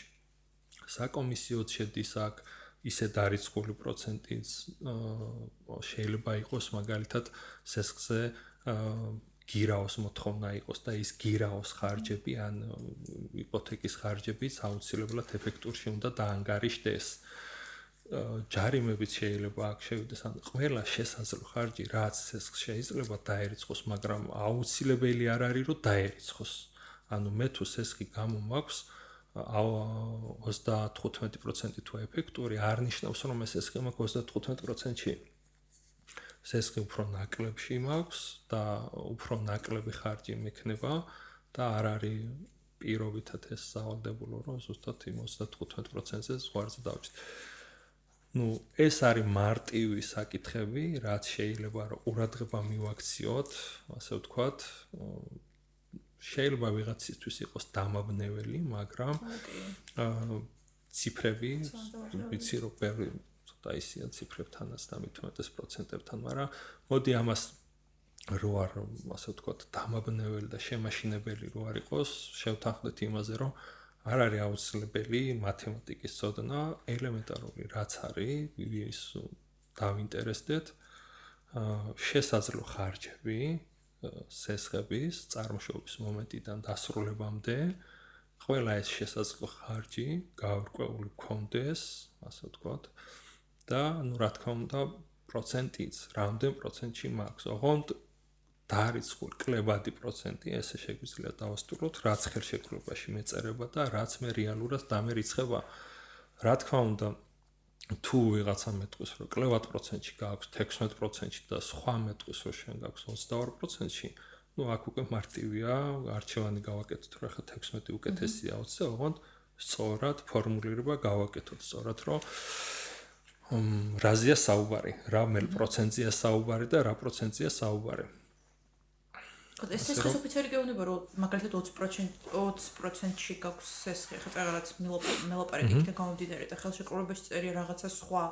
ანუ ეგ გიხდება ხოლმე პრაქტიკაში რეალურად, გელაპარაკება უფრო დაბალ პროცენტზე, მაგრამ ხელშეკრულებაში წერია უფრო სხვა. ესეც შეიძლება იყოს, კი, ესე არის, ესეც ხდება ხოლმე. ისე გეგმებიდან გამომდინარე, ხო, დათანხმებიდან გამომდინარე, ისე ვიქიდან რომ ნახე საბანკო ზოგადად სესხის ექსპერტის და ბანკირის თანამშრომლის პროფესია ცოტა ისეთი გახდა, გაუფასურდა, ასე ვთქვათ, გაფერფთალდა, რომ სხვა პრიორიტეტები წამოვიდა და თანამშრომლებიც უფრო ნაკლებ საინტერესო არის ეს პროფესია დღევანდელ დროში და ნაკლებად უფრო საინტერესოც გახდა ახალგაზრდებში. დეფიციტია საკმაოდ ამ მიმართულებით თანამშრომლების და ამას თავისი მიზეზები აქვს როგორც ბანკის მხრიდან, ისე მოსახლეობის მხრიდანაც და თანამშრომელი ხშირად არის კომპეტენციის პრობლემა, არ იცის, მაგრამ ისევ მივდივართ ორხრივ თანამშრომლობას. მომხმარებლის მხრიდან მეტი ჩართულობა, მეტი აქტიურობა და ბანკის თანამშრომელს, ასე ვთქვათ, არ მივცეთ, არ მოვატყუებინოთ თავი. კი ბატონო. ხო, რა კეთილსინდისიერებასაც რა დიდი მნიშვნელობა აქვს ამ კომპეტენციის გარდა. კი. თუნდაც ახლა რაზეც ვისაუბრეთ, რომ გეუბნება ერთს, მაგრამ სიამოვნებაში დოკუმენტში სხვა ციფრებია. და საბოლოო ჯამში მე იმ ხელშეკრულებას არასდროს არ უბრუნდები და არ კითხულობ. ეგ თავის მხრივ მომხმარებლის ბრალეულობაა, ხო? მაგრამ აიც როცა ეს ისეთი საკითხებია, მე ეგრე ვფიქრობ რა, რომ ეს ყველგან არ გვხვდება, ესე მარტივად არ არის მოწოდებული ჩვენს გარემოში არ საიდან, ხო? თქვა და რავი, სკოლაში არ ვსწავლობთ ფინანსური განათლება, აი ამ მიმართულებით არც პოპულარული არ არის და ეხლა მეც რა ვიცი, გისმენ, მაგრამ თან ძალიან ბევრი რამე არ მესმის, ხვდები? ეხლა თქვა ჩაწერის დროს შეიძლება კიდე ცოტა რთული, იმიტომ რომ ბევრ კითხვას შეიძლება ვერ დაგისვამ და ასე შემდეგ, ეს არის რთულად გასაგები თემები ადამიანების დიდი ნაწილისთვის, ვისაც თუნდაც ცოტა ან ტექნიკური ტვინი არ აქვს, მაინდამაინც მათემატიკაში ცოდნა არ ცოდნაც არ არის რა, უბრალოდ აი ამ ფორმატებს, ამ დანიშნულებებს, ამ აი როგორ გამოდის ეს ხანდახან რაღაც ვერ ვიგებთ რა ადამიანები და ჩანაერი ჰუმანიტარები კიდე მით უმეტეს, რა ვიცი. ხო და ძალიან რთულია და ამიტომ ამ კეთილსინდისიერებაზე, ბანკის თანამშრომლების კეთილსინდისიერებაზე ძალიან ბევრი რამე არის დამოკიდებული. ხო, ახლა წინასწარ ვერ გამოიცნობ ვერავის, რომ ვინ კეთილსინდისიერად მოგიდგება და ვინ ასე ვთქვათ, შეიძლება მოგატყუოს ან არ მოგატყუოს, მაგრამ აქ ერთგვარი ის არის, ანუ ახსენე კიდეც, რომ თუ ჩემი მხრიდან ყველაფერი არის წესრიგში, სწორად მიმართულებით, მაგრამ ყველაფერი დალაგებული, ეს უკვე ბანკის თანამშრომელს ნაკლებ მიზეზს აძლევს, რომ მოგატყუოს, ხდები? თუ ის ატყობს, რომ ამ ადამიანს ის მაინც ისე ანუ ისე უჭირს და ან უჭირს არა ცოტა ისეთი ნათქვამია, ანუ მოდიავს მაინც ვერ იღებს ეს, ვერ აიღებს ამას, ან არავინ არ მისცემს და მოდი მე თუ მივცემ, ჩემ პირობებს მოვახვევ თავს და შევთავაზებ ჩემ პირობებს და ვიცი რომ ის ამ პირობებზე წამომყვება. ეს პირობები, ჩემი პირობები, ანუ ჩემი ინტერესი რა არის, ანუ იმ ადამიანს კი არ, ასე ვთქვათ, ცუდ მდგომარეობაში კი არ ჩავაგდო, ეს კი არ არის თანამშრომლის პოზიცია, არა, ну იმისთვის ცუდი გაუკეთოს და რაღაც ესეთი არა. ის თავის პოზიციიდან უყურებს, რომ იმას აქვს გეგმა შესასრულებელი, მაგალითად თუ პროცენტს დაუკლებს, ეს მის ბონუსზე პირდაპირ აისახება, ესეთი სქემაც არსებობს, წარმოიდგინე. ამიტომ ის აღარ ფიქრობს იმაზე, რომ შენ შეღავათი გაგიკეთოს და რაღაცა მაქსიმალურად კარგი პირობებით გამოიყვანოს ეს ხი. თუ ფიქრობს, რომ შენ მაინც ისეთ მდგომარეობაში ხარ, რომ დათანხდები ჩემ ნებისმიერ შემოთავაზებულ პირობას, ის მაღალ პროცენტში მოგცემს ეს დამატებით აგერ დაზღვევებს გაგატანს, ყველაფერს გააკეთებს, რომ იმან თავისი გეგმა შეასრულოს და იქიდან სარგებელი მიიღოს. ხო, საბოლოო ჯამში ის თანამშრომელიც ორიენტირებულია იმაზე, რომ ხელფასი აიღოს და თანხა გამოიმუშაოს. ამიტომ ესეც აქამდე დადის ახლა არის რეალურად სიტუაცია, მეორე ის რომ რამდენად ჩვენი ასე ვთქვათ აქტიურობით, საუბრით, კომუნიკაციით, ცოდნით თანამშრომელს ვაგრძნობინებთ, რომ იცი რა მე ვერ მომატყუებ და მოდი არ მომატყუო და ეს ცოტა ისეთი ჯაჭვია მოკლედ. ხო, ერთი ხო რისკებს ამცირებს, რა თქმა უნდა. მოდი ძალიან ბევრს ვაპარაკობთ, აი ძალიან და ვრცელი თემა არის, ვრცელი თემა არის და უსასრულოდ შეგვიძლია მაგ თემაზე კიდე გავაგზავნოთ ლაპარაკი. აბა ბოლო სტერეოტიპი. ხო, სესხის ვადაგადაცილებაზეა საუბარი და ბანკი ყველაფერს გაგიყიდის. გადაცილებების დროს ხო, ვადაგადაცილებების დროს ბანკი ყველაფერს გაგვიყიდის ან მოკლედ თავისია გაგაშავებენ და ასე შემდეგ. ვრცელი თემა არის ესეც მომხმარებლის პასუხისმგებლობაზე კიდე ხო საუბრის საშუალება მოგვეცემა ხა ამ დროს და აქ არის ერთგვარი მორალური პასუხისმგებლობაც არის მომხმარებლების მხრიდან, მეორე არის ის რომ ბანკი რა ტიპის თანამშრომლობას გთავაზობს ესეთ საკითხებზე, ესეთ პრობლემების დროს, ვადაგადაცილება თავისთავად უკვე ნიშნავს პრობლემას ორ მხრივს, ბანკისთვისაც და სესხებლისთვისაც, ამიტომ ეს ერთნიშნულად პრობლემა არის და ამ პრობლემას სხვადასხვა მხარი აქვს. ერთი გამოწვეული ის რომ ისევ ჩვენი შეცდომით არასწორად დაგეგმილი ბიუჯეტით, არასწორად ასე ვთქვათ წარმართული ფინანსებით და შეიძლება იყოს ბანკის მხრიდან რომ ასე ვთქვათ არასწორად შედგენილი პირობები, რაც მე ჩამაგდებს რთულ სიტუაციაში და თავიდან ზოგჯერ პირობების გაწერა როცა ხდება განსაკუთრებით სოფლებში აქტიურია საშეღავათო სესხები, ხო? და რომელიმე კონკრეტულ თვეს იმდენი თანხის გაწერა, რაც რის საშუალებაც ზოგჯერ არ არის ხომ ეს დაგროვილი თანხები. ერთად გადაიხადონ და მე დგებიან პრობლემის წინაშე. მე რო იხდი ერთიანად რამდენიმე თასო აუკეი ჩაგარშომა შექმნითა და მე თავიდან ცოტა ვინც ესე ოღონდ სესხი ავიღო და თავიდან არ კითხულობს მაგალითად თუ მე 6 თვის მერე ბანკმა ჩამისვა თუნდაც თვითონ თავის პირობებს მოარგო და 6 თვის მერე ჩამისვა რაღაც კონკრეტული თანხა დაგროვილი მე არ ვუყურებ, რომ მომხმარებელი 6 თვის მერე ან იმ კონკრეტულ თვეს მექნება თუ არა ეს შესაძლებლობა, მარტივი მაგალითი რო ავიღოთ გასაგებენაზე, თუ მე სესხს ვიღებ დეკემბერში, მაგალითად ყურძნის მოსავალის მოსაყვან ასე ვთქვათ მოსავლელად და ვიცი რომ ჩემი შემოსავალი ამ კულტურიდან მექნება ოქტომბერში, ნოემბერში, არ უნდა დავთანხმდე ისეთ პირობას, რომ გადახდა მქონდეს ჩასმული მანამდე ხო რომელიმე თვეში. ამიტომ ეს თავიდანვე არის ჩადებული. თუ ბანკი მეუბნება, რომ იცი რა სხვანაირად ვერ გავაკეთებ, ესეც ჩემი არჩევანია. ან უნდა დავთანხმდე, ან არ უნდა დავთანხმდე. ან თუ დავთანხმდები, აუცილებლად უნდა მართო პროცესები ისე, რომ მე ამ პრობლემის წინაშე არ აღმოჩნდე. პრობლემა ნახეთ, ზოგჯერ არის ხოლმე, რომ იცი რა, პროცენტი მოდი ბანკის პროცენტი ძირითადად ვერ იქნება სესხის გადაუხდელობის მიზეზი და სესხის გაპრობლემების მიზეზი. არ არის ეს ისეთი თანხა, რომლისთვისაც ჩვენ ყოველ შემთხვევაში წინასწარ ცნობილი მომენტია, იმიტომ რომ მე ვიცი სესხის აღების მომენტიდან ის დასრულებამდე გაწერილია აბსოლუტურად ყველა ხარჯი წინასწარ. ხო, ამიტომ ამისთვის უნდა ვიყო მზად. პრობლემის მიზეზი არის ხოლმე არასწორად დაგეგმვა ფინანსების, ნუ ახლა აღარ ვსაუბრობ იმაზე, ახლა თუ რაღაცა ისეთი გაუთვალისწინებელი ფაქტორებია, სტიქია მოხდა ან რაღაც ისეთი გაუთვალისწინებელი მოვლენები, მაგრამ საბოლოო ჯამში ჩვენი ფინანსები ჩვენ უნდა ვმართოთ სწორად და ეს რას გულისხმობს. რაც არის ხოლმე საკმაოდ ხშირად პრაქტიკაში, რომ მოდის უკვე გადახდის რიცხვი და არ არის სესხებელი მზად ამ თანხის გადახდისთვის.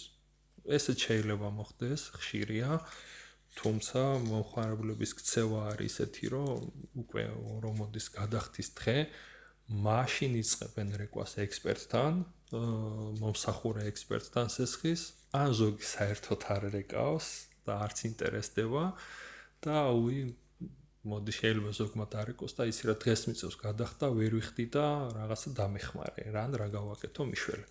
ან რა დახმარების მექანიზმია ეგეთ დროს? ნუ აქ ეხა ეს სიტუაციები მიხედვით არის ეხა განაწილება შეიძლება გაკეთდეს, ზოგმა ეხა გავრცელებულია ისეთი, რომ გამიჩერე რამდენიმე დღიდან გავთვით, ხო?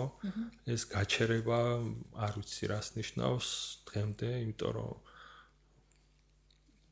თუ საუბარია განაწილებაზე, ეს გაჩერება ყველა ასე ვთქვათ გადავადებულ დღეს აქვს თავისი ხარჯი, თავისი პროცენტი და ანუ ეს კიდე ცალკე საკითხი და ცალკე პრობლემა არის, ეგრეთ წოდებული რესტრუქტურიზაცია რაც არის, ამას ხშირად თავისი უარყოფითი მოვლენები აქვს.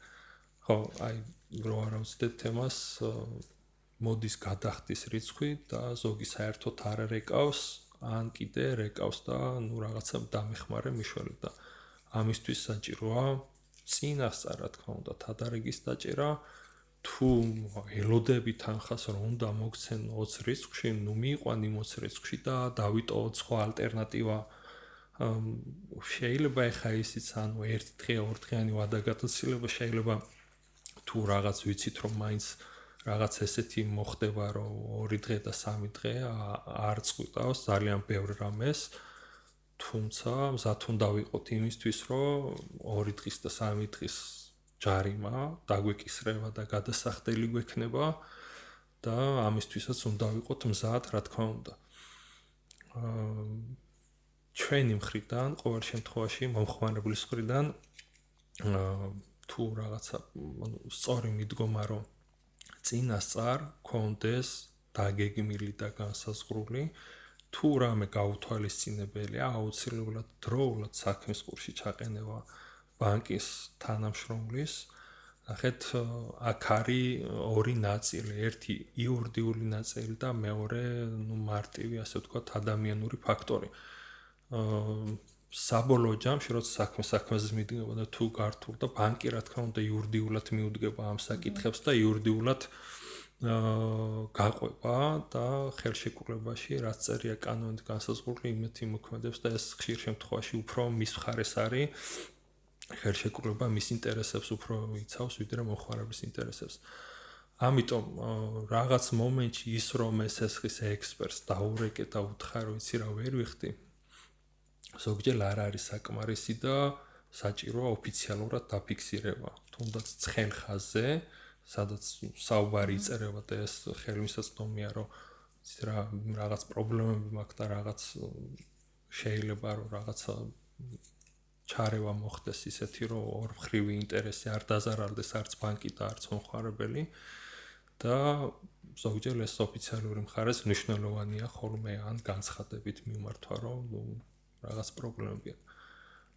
აქაც მნიშვნელოვანია თანამშრომლობა და კომუნიკაცია ორმხრივად. არც ბანკს არ აწყობს რომ ყავდეს ვადაგადაცილებული მომხმარებელი, პრობლემური მსესხებელი და ურჩევნია რომ ხელი შეუწყოს განაწილებით ან რაღაცა დროის მიცემით რომ მომხმარებელმა დაფაროს რამენაერთი ეს თანხა, ხშირად თავაზობენ ხოლმე ჯარიმის პატიებას, ეგრეთ წოდებული და ნუ რაღაც მოკლედ თანამშრომლ ბანკის მხრიდანაც ეს ინტერესი არის რომ რაღაცნაირად მომხმარებელს დაეხმაროს თანხის გადახდაში. რესტრუქტურიზაციას რაც შეეხება აუცილებლად შევეხოთ ამ თემას, იმიტომ რომ მომხმარებლები ხშირად ითხოვენ ხოლმე რესტრუქტურიზაციას, გადავადებას, ეხლა შეიძლება ეს ტერმინი ბევრმა არც გამოიყენოს, მაგრამ გადავადება იგივე, განაწილება და რესტრუქტურიზაციას რაც შეეხება გადავადებას ზოგჯერ არ არის ხოლმე ესე მარტივად, ну, გასაგები რო იყოს მოსახლეობისთვის, რომ ბანკისთვის რა მაინც რა მიდის, გაანაწილოს და ამ შემდეგ რესტრუქტურიზაცია ექვემდებარება ეროვნული ბანკის რეგულაციებს და ბანკისთვის ეს არის დამატებითი ხარჯი და დამატებითი რესურსი, თანხების დარეზერვება და ასე შემდეგ, ანუ აქაც რესტრუქტურიზებული პორტფელი რამდენი გაქვს საერთო პორტფელში პროცენტულად რაღაც ზღვარს თუ ასეთ, ესე იგი რისკიან ორგანიზაცია თითვლები და ამიტომ ეროვნული ბანკი არ გაძლევს უფლებას, რომ შენმა რისკიანმა პორტფელმა რაღაც ზღვარს გადააჭარბოს, იმიტომ რომ თუ გაკოტრდები ამით თელ რაღაც პრობლემებს იწვევ ამდენი მომხმარებლისთვის. ამიტომ აქაც გარკვეული შეზღუდვებია და ბანკმა უნდა გადაწყვიტოს გამონაკლისის სახით რესტრუქტურიზაცია დაუშვას თუ არ დაუშვას განაწილება. თუ დაუშვა, ну, აქ უკვე ცალკე საკითხია, რა პირობებით მოხდება ეს განაწილება და ეს უკვე ისტორიაზეც თავისთავად მოქმედებს და კარგი არ არის რომ რესტრუქტურიზებული სესხი გქონდეს ისტორიაში. იცი რა მაინტერესებს, ყველა სასესხო პროდუქცია შესაძლებელი ეს გადავადება, რესტრუქტურიზაცია თუ ზოგიერთ შემთხვევაში მხოლოდ? არა. ყველა თითქმის ყველა აი სამომხმარებლო სესხზე შესაძლებელია? კი, ის რაც არის სესხი, და ქვია სესხი, მათ შორის ბარათებიც შესაძლოა დაექვემდებაროს რესტრუქტურიზაციას, უბრალოდ არ არის პროცესია, ხო. იცი კიდე რა მაინტერესებს, მოკლედ ეგრე გამიგია ხოლმე, რომ გადააგდებენ ბანკებს ადამიანები და ამბობენ, რომ რაღაც რამდენიმე წელიწადში ხანდაზმულობის ვადა გაუვა. ჩემს სახელზე არაფერი არ არის და როგორ მომთხოვენ. ჩემს გარშემო ეგეთი ფაქტებიც ყოფილა ხოლმე. აი, რამდენი ხანია ეს ხანდაზმულობის ვადა? თვითონ ბანკი რას აკეთებს, რომ მაინც მოახერხოს ამ თანხის ამოღება? არ ვიცი რა სახლის შემთხვევაში ყოფილა რომ გამოუსახლებიათ, ეგ ალბათ ან იპოთეკაზეა, ხო? იპოთეკის შემთხვევებია თუ ასე შემდეგ. ხო, აი, იურიდიული მხარეზე ასე ვთქვათ, რომ ვისაუბროთ. ბანკს რა ბერკეტები აქვს, რომ უეჭო იურიდიული მხარე. ხარჯები. დღეს კანონი ამ მხრივ უფრო ასე ვთქვათ შეღავათიანი გახდა მოსახლეობის ასე ვთქვათ ინტერესებს უფრო ამორგებული და ეგრეთ წოდებული გამოსახლებები და ასე ვთქვათ რაღაცის გაყიდვა და ასე შემდეგ უფრო ამაზე შერბილ და ასე ვთქვათ კანონი ესე მარტივად და პირდაპირ აღარ ხდება ესეთი რადიკალური ჩარევები კანონის მხრიდან, მაგრამ ეს არ ნიშნავს, რომ ბანკს არ აქვს ბერკეტი, რომ თავის გაცემული თანხა ამოიღოს ან იდაოს და ასე შემდეგ. აქ არის ორი ვარიანტი, ანუ საბოლოო ჯამში ხელშეკრულება აიქვემდებარება, ეფუძნება კანონს და კანონის საფუძველზე არის ყველაფერი გაწერილი. უბრალოდ არის მთელი რიგი ღონისძიებები, პროცედურები, დროში გაწერილი, ხარჯებთან დაკავშირებული. თუ ვიღაცას სესქს გვადაგადაცილება და რაღაც პერიოდის მერე სესქი ჩამოიწერა და არც არავინ აღარ ურეკავს და დარჩა სესქი, ასე ვთქვათ ესე. ეს არ ნიშნავს, რომ ყველას ესე შეიძლება მოხდეს, ან რაღაც პერიოდის მერე ეს არ მოუბრუნდეს ცუდად და ასე ვთქვათ ბანკმა არ დაიწყოს დავა. რა თქმა უნდა, კანონით განსაზღვრულია ვადაგადაცილებიდან რა პერიოდში შეუძლია ბანკმა დაიწყოს სამართლებრივი დავა. შეიძლება სესქის, ასე ვთქვათ, ჩამოიწეროს, ჩამოწერა სხვა ტერმინია და ანუ სესქი აქტიური აღარ არის, პროცენტის დარიცხვა და ჯარიმის დარიცხვა აღარ ხდება, ასე ვთქვათ, იყინება იმ რაღაც ეტაპზე და ბანკს კიდევ აქვს რაღაც ვადა, რომ დაიწყოს სამართლებრივი დავა. თუ ის ვადაც გავიდა და მე უკვე ბანკს არ დაიწყო დავა, ნუ იქ რა თქმა უნდა, მე ვერავინ აღარ მოედავება. აქაც ბანკი თვითონ იღებს გადაწყვეტილებას, არის კი პრაქტიკაში, რომ ვიღაცამ არ გადაიხადა და всё დარჩა, არავინ არაფერი არ მოთხო. ბანკი იღებს გადაწყვეტილებას, უღირს თუ არა ესეთი ტიპის სესქთან ჩართოს თავის თანამშრომელი, მოასწინოს რესურსი და გაიღოს ხარჯი. ხარჯი საბოლოო ჯამში მაინც მერე გამტყუნებულ მხარეს ეკისრება, მომხმარებელს ეკისრება, მაგრამ ეს წინასწარ გაწეული ხარჯი არის, რომელიც დროში შეიძლება წლები გაიწიოს. ანუ ბანკმა მე მიღირს თუ არა, ეხლა გავიღო სამართლებრივი დავის ხარჯი, მოვაცინო ჩემი თანამშრომელი, რესურსი და ამის შედეგი მივიღო 2 წლის მერე, შეიძლება საერთოდ არ მიღირს. ამიტომ იქ შეფასება ხდება კიდე რამდენად ამოღებადია ეს სესხი და ამ შემდეგ. შეიძლება ბანკმა ჩათვალოს, რომ არ მიმართავს სამართლებრივ პროცედურებს და დატოვოს ის სესხი როგორც არის, ან დაიწყოს პროცედურა და დაელოდოს რაღაც პერიოდის მერე, რომ ეს თანხა ამოიღოს. იურიდიული მხარე და სამართლებრივი მხარე ამ მიმართულებით მაინც ჩვენ საწინააღმდეგოთ არის, ჩვენ მომხმარებლების საწინააღმდეგოთ არის, იმიტომ რომ ესეთი ტიპის პრობლემები იწვევს სხვადასხვა სირთულეებს, მაგალითად ერთი ის რომ ხდება ასე ვთქვათ დააყადაღება თუნდაც ანგარიშების და ეს ნიშნავს რომ დღევანდელ დროში სადაც აქტიურად გამოიყენება ფინანსები მე მეზღუდე ვაწვდომა ფინანსურ სერვისებზე მარტო სესხის გამოტანა არ არის ეს შეიძლება იყოს გადარიცხვები სავაჭრო ობიექტებში სარგებლობა და ასე შემდეგ ბევრი ფაქტორია და დღეს ესეთი სერვისები ძალიან აქტუალურია და საჭიროა, პირდაპირ ვთქვათ. ეს ერთი მხარე და მეორე მხარე არის ის, რომ ისტორია, ეგრეთ წოდებული საკრედიტო ისტორია, რომელიც, ასე ვთქვათ, ეგრეთ წოდებული შავისია ერქვა ადრე, ხა შერბილდა ეს ტერმინი და ნეგატიური საგადასახადო ქცევა დაერქვა. და ეს მიზღუდავს მე სამომავლოდ სესხის აღებაზე, სესხთან დაკავშირებით ცნობას, რომელიც ასევე აუცილებელი და საჭიროა, ხო, დღევანდელ დროში და ფაქტიურად სესხების გარეშე და ფინანსების გარეშე რამე ისეთ დიდ აქტივობას ვერ დაგიგო.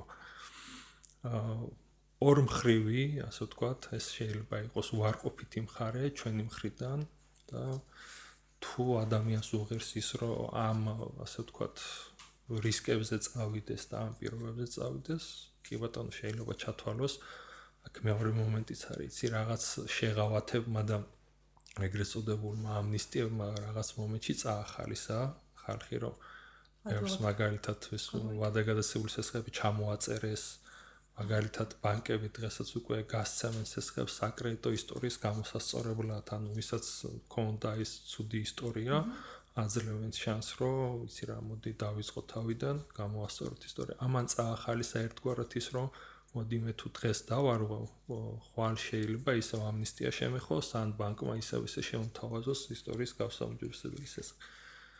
მაგრამ ამასაც ძალიან ბევრი უარყოფითი მხარე აქვს, ის ისტორიის გასაუმჯობესებელი სესხი არის ისეთი პირობებით და მე საერთო ჯამში ორი სიტყვით თუ გინდათ მე შევეხოთ პროდუქტებს, და ასე ვთქვათ რჩევის სახით ვისაუბროთ. ასეთ შემთხვევაში ჩემი საკრედიტო ისტორია და საკრედიტო ქცევა განსაზღვრავს ჩემს პირობებს სესხებზე. ახალ მასე გადავიდეთ. თემაზე, ხო, იმიტომ რომ ახლა მომხმარებლის საკრედიტო ქცევა რა არის, ხო? გადახდები, სესხები, ისტორიები, პროდუქტები, სიხშირე, რამდენად ხშირად ვიღებ და ეს ყველაფერი განსაზღვრავს თითოეული მომხმარებლის სარეიტინგო ქულას და ამ სარეიტინგო ქულას ადგენს ესეთი კომპანია არის Credit Info საქართველოს. მავსვენია, სადაც ჩვენი საკრედიტო ისტორია მოწმდება, ინახება იქ ინფორმაცია ჩვენ სასახელო ვალდებულებებს და ეს Credit Info გვანიჭებს რაღაც კონკრეტულ ქულას ჩვენი საკრედიტო ქცევიდან გამომდინარე. ბევრ ფაქტორზე არის ეს მიბმული, რომ ვთქვათ, რომ მაგალითად მე თუ ეხა ამ ქმედებას გავაკეთებ, ჩემი საკრედიტო ქცევა გაუმჯობესდება, ეს ერთა უფრო კომპლექსური თემა არის.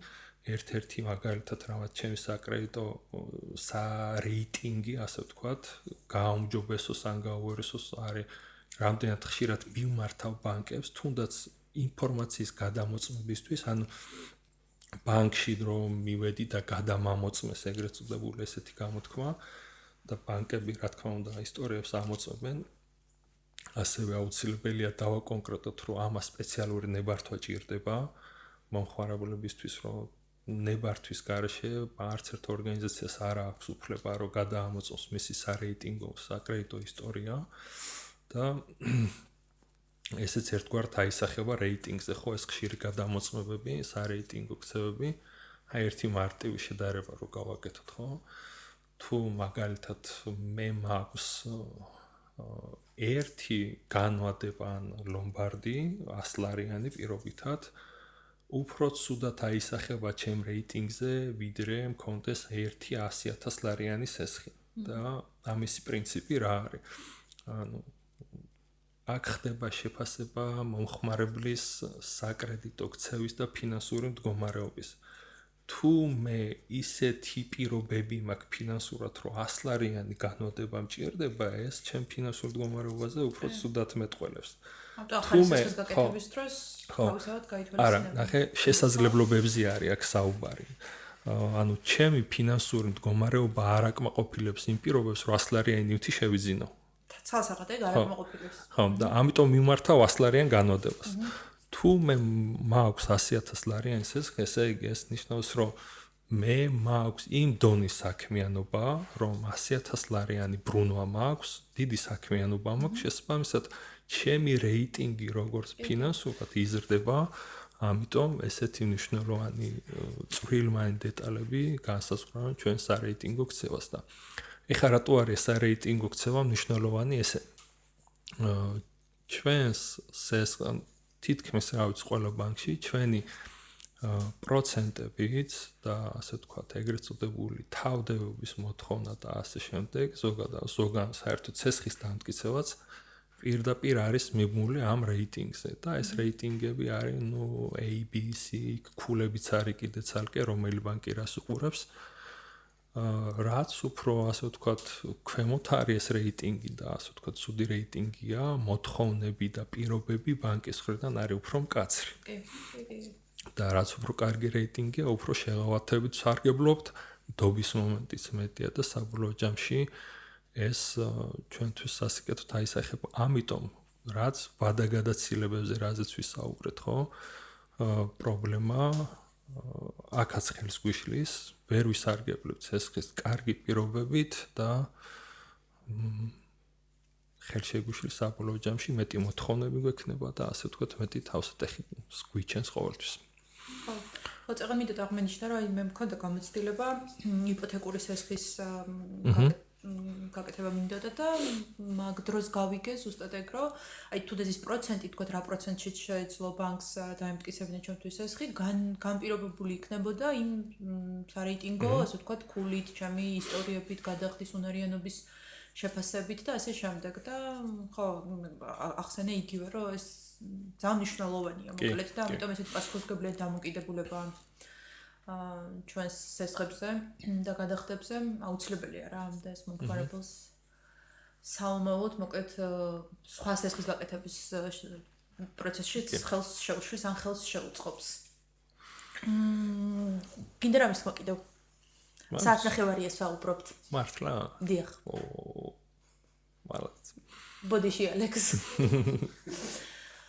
თქვენ საინტერესო საუბარი გამოგვივიდა? იმედი მაქვს გასაგები იყო ყველაფერი. კიდევ ბევრი თემაა, რომელიც თქვათ, ფინანსური განათლების გაზიარების დროს შეგვიძლია რომ განვიხილოთ ხოლმე, ძალიან მეგულები ამიერიდან. კიდევ შეგვიძლია მოვიფიქროთ რაღაც კონკრეტული თემები, მაგალითად, რომელიც შენ როგორც მაგალითად ბანკის წარმომადგენელს დაკვირვების შედეგად გიფიქრე რომ კარგი იქნება ამ თემაზე მოსახლეობის ცნობიერება ამაღლდეს, გთხოვ შემომთავაზე ხოლმე და რაღაც ერთი მიმართულება შეიძლება წინასწარ ვთქვათ ესეთი რაც საინტერესო იქნება და რაც ვერ ვისაუბრებთ ესე მოკლედ არის საკრედიტო პროდუქტები, მახასიათებლები ამ პროდუქტების, იმიტომ რომ დღეს ბაზარზე ბევრი პროდუქტია, სასესხო პროდუქტი და როგორ ვისარგებლოთ ჩვენთვის უფრო, ანუ ავარჩიოთ ის პროდუქტი, რომელიც ყველაზე უფრო მეტად სარგებლიანია, შეეფერება ჩვენ სიტუაციას და სწორად შევარჩიოთ ის პროდუქტი, რომ მაქსიმალური სარგებელი მივიღოთ. ხო, აი ძალიან საინტერესოა. ხო, თუ გჭირდება აგროსესხი, ავიღოთ აგროსესხი, რა ტიპის სესხი, ან თუ იპოთეკური სესხი გჭირდება, როგორი ტიპის იპოთეკური სესხი ავიღოთ, თუ ბინის შესაძენა, თუ ასე შემდეგ, ეს ყველაფერი მოკლედ მგონი ძალიან საინტერესო იქნება, იმიტომ რომ აი ჩვენ მეზობლებზე გამიგია ხოლმე კაცო რომ რავი, აი თითქოს დიდი არაფერი შესაძლებლობების მქონე არის, მაგრამ გამოუტანიათ რაღაც ძალიან რაღაც ბევრი ფული მოკლედ მიუწია ბანკს მისთვის და მე ანუ მივხვდი რომ ეგ არის რაღაც კონკრეტული პროდუქტი, რომელსაც განსხვავებული პირობა შეიძლება ჰქონდეს, მორგებული იყოს რაღაც მომხმარებლის არ ვიცი საჭიროებებზე და შეიძლება გამოგივიდეს რა და დაგიმტკიცოს. ხო და აი ამაში გარკვევას ძალიან კაი იქნება რა. საკმაოდ ბევრი პროდუქტი არსებობს ბაზარზე და საკმაოდ კარგი პირობებიც ერთგვარი იაფი ფული, რასაც ეძახის ხალხი და ხშირად მოყავთ ხოლმე სხვა ქვეყნების მაგალითი, რომ აი იქ ესეთი პირობებია, მეზობელი მაგალითად თურქეთში რომ ესეთი შეღავათები და ასე შემდეგ. ბევრს გაუკვირდება და შეიძლება არ იცოდეს, რომ ნამდვილად უფასო ფული ქვეყანაში გქონდა და დღესაც შეიძლება კიდევ აღება ისეთი სესხების, რომელიც თითქმის უფასოა და ძალიან მინიმალური დანახარჯები და პროცენტები აქვს. რეალურად იყო, რეალურად 0%-იანი სესხებიც არსებობდა და უბრალოდ ისევ ჩვენი აქტიურობით, ისევ ჩვენი ქცევებით მოვახერხეთ ის, რომ რაღაცეები შეჩერდა, რაღაცეები გამკაცრდა, რაღაცეები პირობები შეიცვალა და საბოლოო ჯამში ამან ისევ დააზარალა მოსახლეობა, ხო? ნაკლებად ხელმისაწვდომი გახდა ესეთი ტიპის სესხები, კონკრეტული კრიტერიუმები დაწესდა და ხო, საკმაოდ ისეთი ხელმისაწვდომი იყო და ძალიან ბევრმა ისარგებლა კიდეც აქტიურად ვიცნობ ამ პროდუქტებს და ჩართულიც ვიყავი, ვეხმარებოდი კიდეც და სწორედ ამას ვამბობ, რომ სწორი კომუნიკაცია, ვინც მოდის და გეკითხება, რომ აი ცირა რაღაცა ესე მჭირდება და რა გავაკეთო, ანუ ერთგვარი აქ არის, რომ ურჩევ იმას, რაც კარგია და შეიძლება არ იცოდეს ადამიანმა და ამიტომ ძალიან საინტერესო იქნება სასესხო პროდუქტებზე საუბარი, შევთანხმდით, რომ ერთი პოდკასტი მაგაზეც გავაკეთოთ. შემოვიდეთ. ძალიან კარგი, დიდი მადლობა. მადლობა თქვენ ესეთ სტუმრობისთვის, ინიციატივისთვის და საომავლო თანამშრომლობის მზაობისთვის. დაგემშვიდობებით, იმედია საინტერესო იყო და სასარგებლო ჩვენი პოდკასტი. აბა,